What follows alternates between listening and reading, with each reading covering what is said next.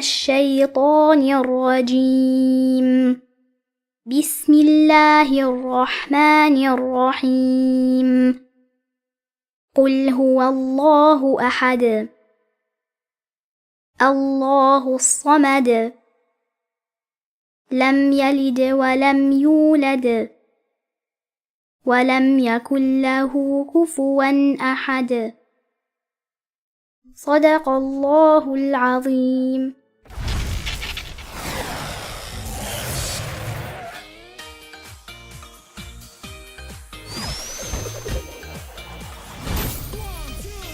It's time for a super speedy kid power-up.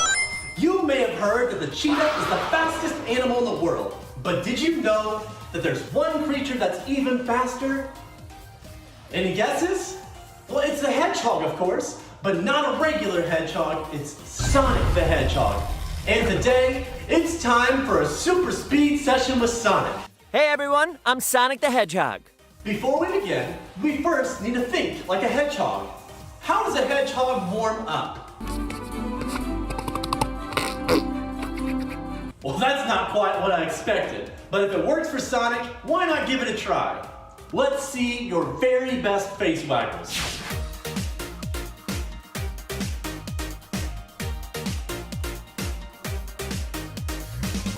All right, is your inner hedgehog warmed up? Now, Sonic will take us through a series of exercises.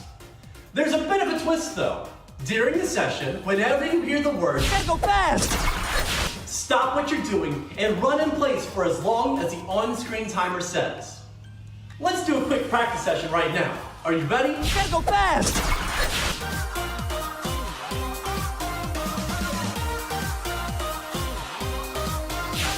Awesome.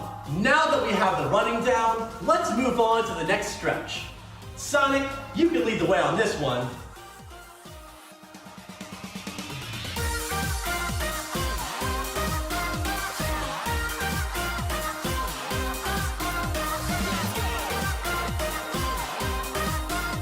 Great job. Now let's stretch our arms by making big circles so we can practice rolling along like Sonic.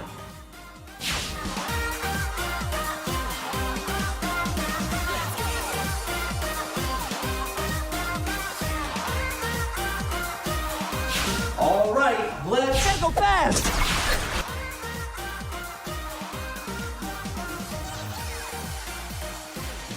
Woo! Great job, everyone. Now it's time to loosen up with some dancing. Dance however you want for the next 10 seconds. It's freestyle time.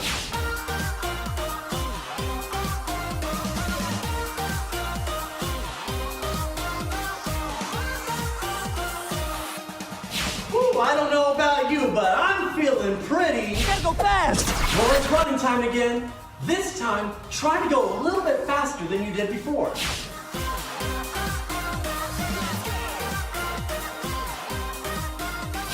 Okay, so apparently Sonic forgot to mention that you might sometimes run into a few bugs when you run as fast as he does. Don't worry though, he says all you need to do is shake really fast to get them off. Is everyone ready? Let's shake, shake, shake, shake, shake.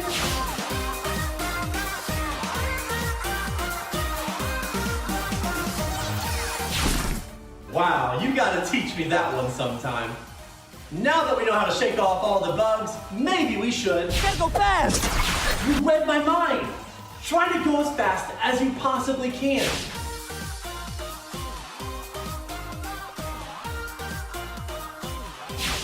Whew, okay, before we go, Sonic wants to try a little soccer with you. Let's practice a couple of kicks together. Great, now let's do a quick sequence. Follow me. Kick with your right leg, jog. Left leg, block, like you're a goalie.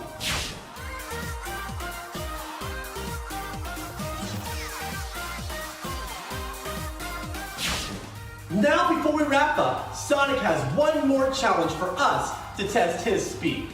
When I count to 3, all of us will kick a ball at Sonic and try to score a goal. 1, 2, 3, kick! Okay, so maybe Sonic's still the fastest one here, but he's a hedgehog. We're doing pretty well for humans. Thanks for the speed session, Sonic.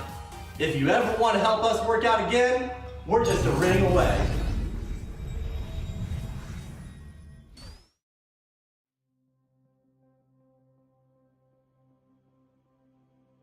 Venom. Just the sound of it gives me the heebie-jeebies. And it sort of makes you wonder, why did Allah subhanahu wa ta'ala make it? Now when we think of Venom, we might think about snakes or even some snails. Now there's one snail, it's called the Cone Snail. It looks cute as a button, it's colorful as anything. But don't touch them, because their venom is lethal. One strike could land you or I in the hospital or even dead. So it would be normal for you and I to ask, well, why?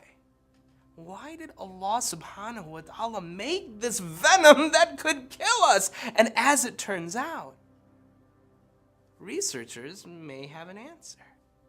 They recently discovered that this venom can actually be used for good. For example, it can be used to cure malaria, a disease that kills thousands of people all around the world every year. In fact, some researchers believe that this venom could help cure the coronavirus too.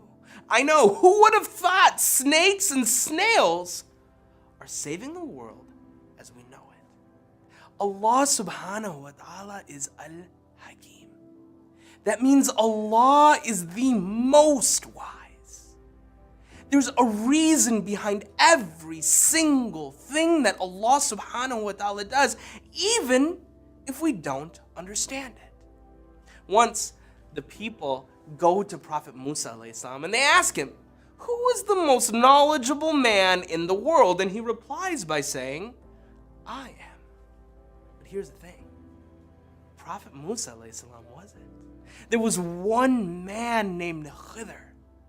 Khidr had even more knowledge than Prophet Musa alayhi salam. So when Prophet Musa finds out about Khidr, he goes on a journey and asks him, can I follow you around? Because perhaps by following you, I could learn a thing or two. Now, Khidr reluctantly agrees. And the reason why he was reluctant is because Khidr knew that he had more knowledge than Prophet Musa alayhi salam, and Prophet Musa alayhi salam would get in the way. And that's exactly what happened. First, Khidr takes Prophet Musa alayhi salam onto a boat.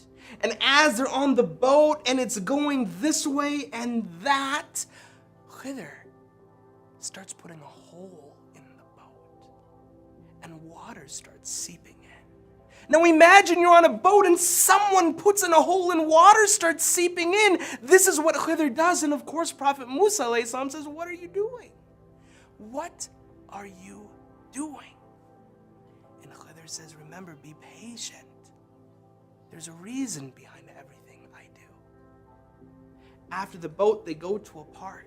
And at the park, they see a little boy who's smiling ear to ear, cute as anything. And Khidr goes to this young boy and kills him. Kills him!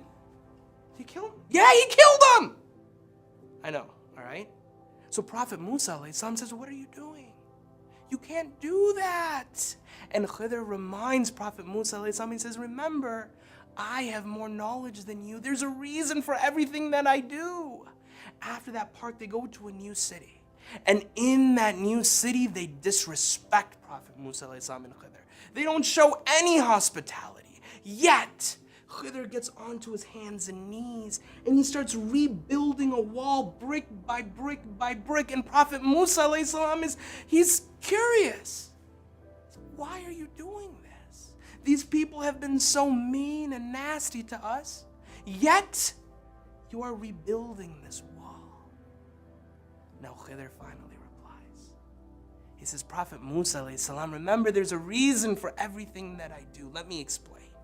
He said, as for that boat, a time will come when an evil tyrant will steal all of the boats. So I put a perfectly sized hole in the boat. It's big enough such that when the tyrant comes, he won't want to take it, but it's small enough such that the boat will be able to work just fine.